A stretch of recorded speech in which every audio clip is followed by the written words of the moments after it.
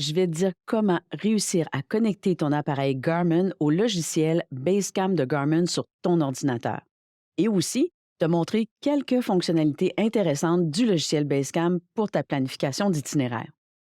Je dirais que la patience est la chose la plus importante dont on a besoin lorsqu'on essaie de connecter son GPS Garmin à son ordinateur à l'aide de Basecamp.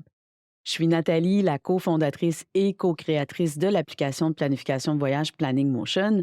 Alors, on a commencé à s'intéresser au logiciel Basecamp de Garmin quand on a décidé de donner aux utilisateurs de Planning Motion la possibilité de transférer leurs données de Planning Motion vers des applications comme Google Maps, Maps.me et aussi les GPS de Garmin.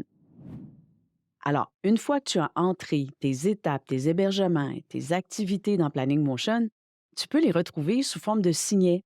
Tu peux retrouver toutes tes destinations de voyage dans des applications de cartographie.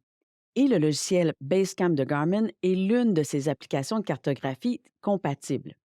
Mais assez parlé de Planning Motion pour cette vidéo. Si tu veux en savoir plus sur notre application de planification de voyage, on a mis un lien vers le tutoriel Guide de démarrage dans la description. Connecter son GPS Garmin à son ordinateur permet de transférer des informations comme des points de passage, des traces, des itinéraires de son ordinateur vers le GPS et inversement.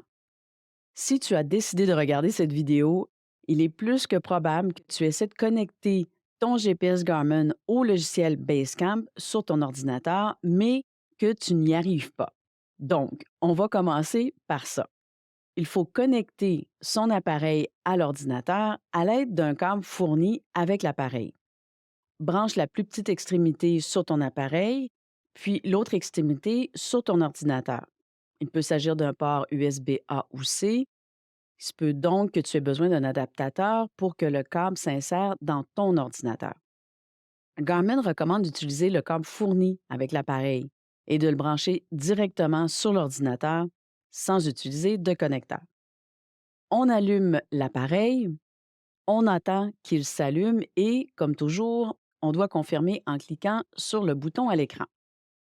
L'appareil peut alors afficher un message comme celui-ci qui confirme qu'on veut se connecter à l'ordinateur. Pour cet appareil, il suffit d'attendre que le décompte à rebours de 20 secondes soit terminé. Il n'y a pas de la possibilité de contourner le décompte. Il entre ensuite dans un mode de transfert de fichiers qui lui permet de se connecter à l'ordinateur. Tu ne pourras pas utiliser ton appareil comme tu le fais habituellement tant que tu n'auras pas débranché le câble. Pour d'autres appareils, ça peut être un peu différent, comme c'est le cas pour celui-ci. Lorsque son câble est branché, il n'affiche pas de compte à rebours. On n'entre pas en mode de transfert. Il peut être utilisé comme d'habitude, même s'il est branché. Et c'est à ce moment-là que les difficultés commencent à survenir. Rien ne se passe, l'appareil ne se connecte pas à l'ordinateur. Alors, il a fallu plus d'une minute pour que ce no name et ce symbole de synchronisation s'affichent dans Basecamp. Une minute, c'est très long quand on regarde un écran d'ordinateur en attendant que quelque chose se passe. Et il a fallu encore une vingtaine de secondes pour que le nom de l'appareil et son contenu s'affichent dans Basecamp. En plus de tout ça, lors de la première connexion de l'appareil Garmin, Basecamp télécharge les cartes à partir de l'appareil, ce qui prend aussi un certain temps.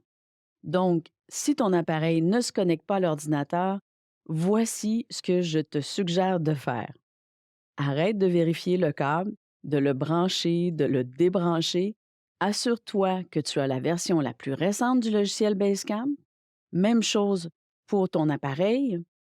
Simplement brancher le câble, allumer l'appareil, cliquer sur le bouton Accepter et lorsque tu sais que ton appareil est connecté, juste après avoir vu l'appareil se mettre en mode transfert de fichiers, va prendre un café, éloigne-toi simplement de ton ordinateur. Il y a de fortes chances que lorsque tu reviendras, dans quelques minutes, l'appareil s'affichera en haut à gauche dans Basecamp. Ou au lieu de t'éloigner de ton ordinateur, tu peux revenir ici sur YouTube et continuer de regarder cette vidéo parce qu'ensuite, je vais te montrer comment transférer des informations de ton ordinateur vers ton appareil et aussi te montrer une fonctionnalité surprenante et très utile de Basecamp. Pour transférer des informations de Basecamp vers un appareil, il faut d'abord sélectionner le dossier que l'on souhaite transférer. Ici, j'ai importé dans Basecamp mon voyage que j'ai préparé dans Planning Motion et je veux le transférer pour obtenir tous mes points, mes waypoints sur mon appareil. Je le sélectionne.